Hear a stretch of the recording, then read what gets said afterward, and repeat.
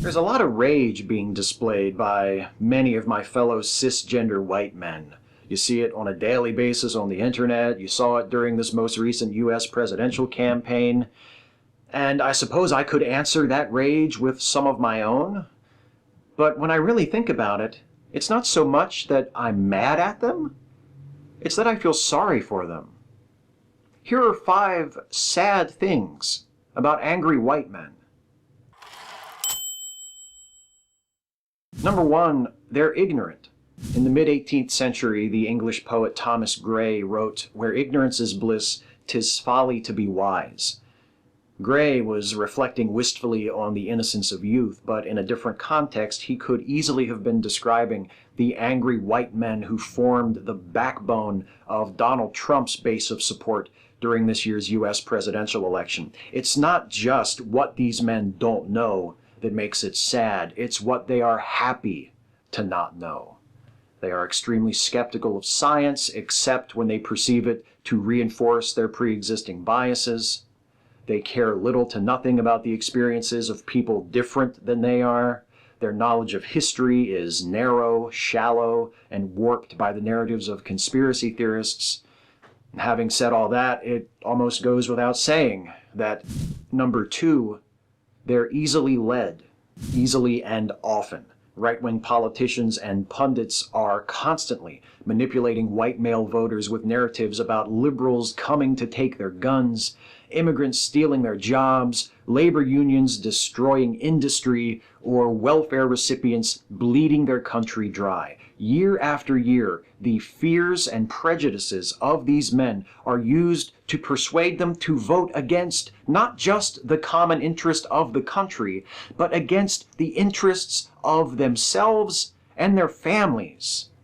And why? Why are they so easily led? Well, in addition to their aforementioned ignorance, there's also the fact that, number 3, they're insecure. For generations, white men have been told that women's liberation, racial equality, LGBTQ equality, and multiculturalism are going to destroy their way of life. They've been told that their governments are too big. They've been told that the President of the United States is secretly a foreigner who collaborates with terrorists. They've been asked rhetorical questions like, why is there no White History Month? Or why is it that the only group of people not allowed to be proud of who they are white people? Or why is it that no one cares when men are abused? Or why don't they appreciate all that we've done for them? Despite belonging to perhaps the most privileged class of people that has ever lived, white men have been convinced that they are about to lose everything.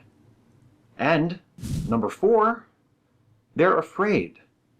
Convinced that they are threatened from all sides by assorted political and social forces that are attacking their values, their masculinity, their place in history, many of my fellow cis-hetero white men aren't merely scared, they're terrified. They fear the progress made toward equality every day by Black Americans, Latinx Americans, LGBTQ Americans, Americans who follow religions other than Christianity, women, and pretty much any other group with which they can't personally identify.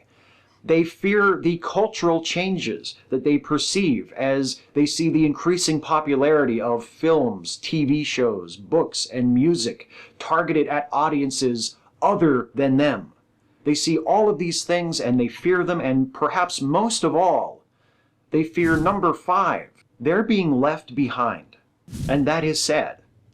It's not sad that their racism is being left behind, or their xenophobia, their religious intolerance, their homophobia, their transphobia, their misogyny, their petulant, self-centered, victim-playing worldview. What's sad is that they are being left behind because they would rather hold on to those things I just listed than try to change. And change is difficult. It takes effort. But it also takes effort to vainly resist every step forward that society makes. The deal is this, fellow white dudes, the future is coming. just the same as it came for our parents and our grandparents. It's coming whether you like it or not. You can live in that future, or you can live in denial. The choice is yours. The hardest part is picking only 5. Catch you next time.